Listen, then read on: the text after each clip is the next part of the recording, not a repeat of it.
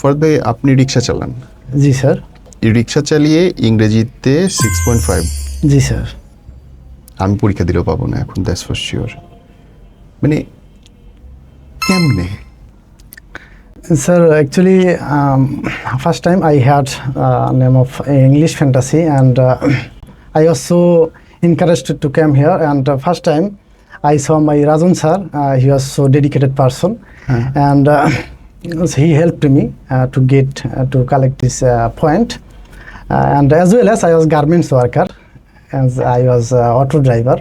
আপনি যদি আমাকে অ্যালাউ করেন, পারমিট করেন, আমি না ওইটুকু শুনতে চাই ভাই। একটা আমি রিক্সা চালাচ্ছি, সেখান থেকে আমি স্বপ্ন দেখছি, তারপরে আমি ইংরেজিতে এত ভালো স্কোর করছি।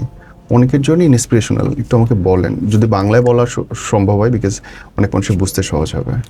স্যার, প্রথমত বললে আমি ইংরেজির প্রতি খুবই একটা আন্তরিকতা ছিল। আপনার এসএসসি কোত্থেকে? আমার এসএসসি এটা রৌমারী ডিগ্রি কলেজ থেকে। রৌমারীটা কোথায়? স্যার, এটা কুড়িগ্রাম রৌমারী। কুড়িগ্রামে? ও বাবা, একদম সীমান্তের কাছে। জি স্যার। তারপর আমি ফেসবুকে খুঁজতে থাকি যে আমার একটা ইংলিশ শেখার দরকার ভালোভাবে। ফ্যামিলি থেকে কে আছে আপনার? আমার ফ্যামিলি থেকে আমার বাবা মা এবং আমার একটা ছোট ভাই আছে।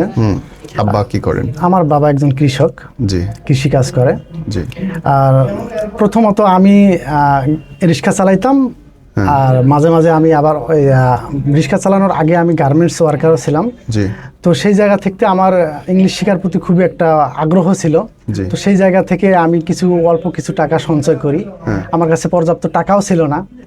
এই জায়গায় এসে আমি ইংলিশ শেখার পর কি করব, আমাকে না খায়ও থাকা লাগতে পারে, এমনও আছে, এরকমও সিচুয়েশন আমি ফেস করছি।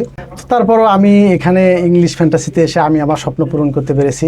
যখন আসলেন, আপনি ঢাকায় আসলেন, হয় না মানে মানুষ তো স্বপ্ন দেখতে পারে না ভাই এত বড়, যে আমি পড়বো আবার ইংরেজির মতো একটা জিনিস নিয়ে। ভয় লাগে নেই? স্যার, একটু ভয় কাজ করছিল, কিন্তু ইংলিশ ফ্যান্টাসিতে আসার পরে এখানের গাইডলাইন, এখানের টিচারদের ফ্রেন্ড সুলভ আচরণ সব কিছু আমাকে মুগ্ধ করছে, এবং আমি একেবারে মানে খুবই সন্তুষ্ট ইংলিশ পরিবেশে এসে। আপনি থাকা খাওয়া এই টাকা ম্যানেজ করলেন কোত্থেকে পরে?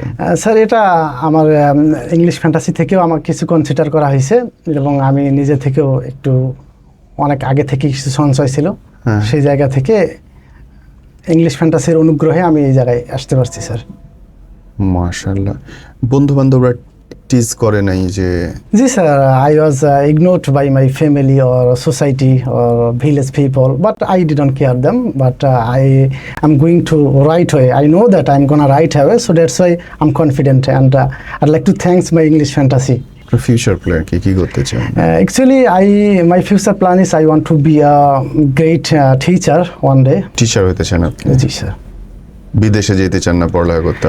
And when I will get this type of opportunity, I will try. But right now, I want to be a teacher. এখন আপনার বন্ধু বান্ধবরা কি বলে যখন এত ভালো স্কোর করছেন ওইখান থেকে এসে? প্রথমত স্যার হচ্ছে, যখন আমি এখানে আসছিলাম তারা আমাকে নিয়ে অনেক আজে বাজে কথা বলতো, ঠাট্টা করতো একরকমের। তো এখন যখন আমি ভালো স্কোর পেয়েছি, ইংরেজি কথা বলতে পারি, আবার আমার মাধ্যমে তারা ইংলিশ ফ্যান্টাসি সম্পর্কে অবগত হয়েছে, তো তারা এখন আমাকে অ্যাপ্রিসিয়েট করে, বাহবা জানায়। কিন্তু আমার দুঃখের সময় ইংলিশ ফ্যান্টাসি আমার পাশে ছিল, আর কেউ ছিল না।